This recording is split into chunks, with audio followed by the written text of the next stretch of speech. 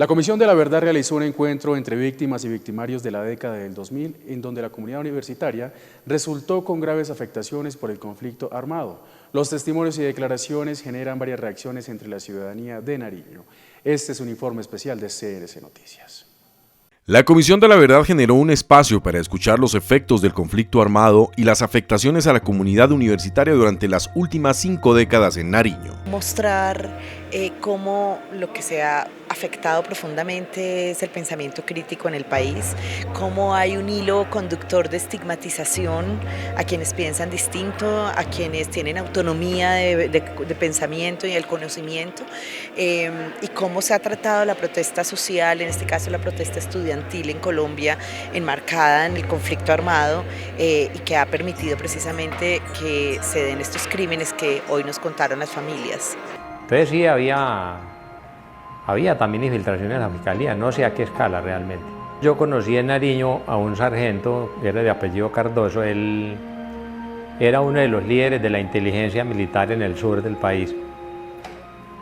Y él tenía estudiantes infiltrados allá para conocer el tema que trabajaba las guerrillas en la universidad.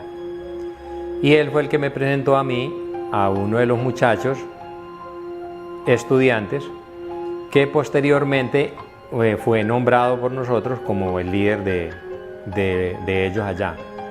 Los estudiantes y docentes de la Universidad de Nariño, afectados por la estigmatización y agresión por parte de los actores del conflicto armado, aseguran que escuchar los relatos genera una reflexión, dejando un amargo sabor por los años de represión. Espera que la verdad sea más profunda y que en realidad se muestre, o sea, cómo estas órdenes fueron dadas desde instituciones estatales, así fueran ejecutadas por paramilitares, otras veces por sicarios, ¿no? Entonces, pues ha sido difícil el confrontar, el escuchar testimonios de paramilitares que hoy dicen cosas que ya lo sabíamos, pero que hoy lo reconocen, pero también es difícil el saber que no hay una verdad más a fondo. Mucho daño se le hizo a la población nariñense por informaciones falsas que se recibían, y entre ellos los estudiantes Marcos Salazar y Jairo Moncayo. Estamos respondiendo por todo lo malo que se hizo en Nariño. La información la daban informantes que tenía la población de Nariño, infiltrados que habían en la universidad. Pues se les pagaba y ellos sacaban información. No había ningún motivo, porque a mí no me consta de que ellos eran lo que dicen o que por el cual murieron, no. Solo una información, como en todas, fueron falsas. Las autoridades del departamento hicieron presencia en el evento, solicitando una mayor participación de la Comisión de la Verdad en otros casos emblemáticos del conflicto armado colombiano que han impactado de manera directa a la ciudadanía. En Nariño se hagan visibles aquellos lugares de memoria. Por ejemplo, voy a mencionar algunos: la zona de Maidel en Barbacoas, donde al parecer casi 200 personas fueron arrojadas allí como parte del conflicto nefasto que ha dejado nuestro departamento. El tema de los jóvenes de Samaniego, un tema de memoria, de reparación, se está hablando posiblemente de las cuevas de Monseñor Schumacher. El tema del corregimiento de Las Lajas, cuando fue sitiado por las FARC, la masacre o el asesinato de los policías en el Charco, en Ipiales, lo que sucedió con los militares en Puerres, lo que sucedió con las víctimas en todo el departamento.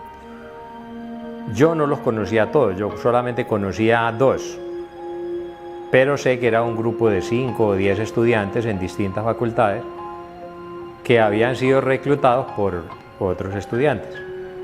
Y esos muchachos trabajaban para nosotros, o sea, tenían una bonificación y su función era netamente de inteligencia, es decir, estar metidos en las manifestaciones, en las reuniones, pasar información de quién eran los líderes. Estudiantes de la época, hoy vinculados a diferentes sectores, reclaman más escenarios de este tipo para conocer la verdad sobre los hechos victimizantes ocurridos en los años más complejos del conflicto armado en Nariño, reclaman también la verdad sobre los determinadores de los crímenes. Y eso implica entonces que esa evolución que ha tenido la estigmatización, si bien es cierto no ha terminado con la vida, pero sí ha terminado con la dignidad y ha generado terror en la comunidad y especialmente quienes realizamos actividades de liderazgo social. Para los movimientos estudiantiles, revivir los momentos difíciles de la época genera sentimientos encontrados.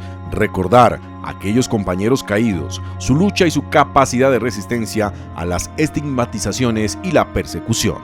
Vale la pena seguir luchando y que mirar este movimiento juvenil que hoy está en las calles nos da la garantía, el saber que al menos sí hay un legado de todo ese movimiento estudiantil que si hoy se miró desde los 70s, ¿sí?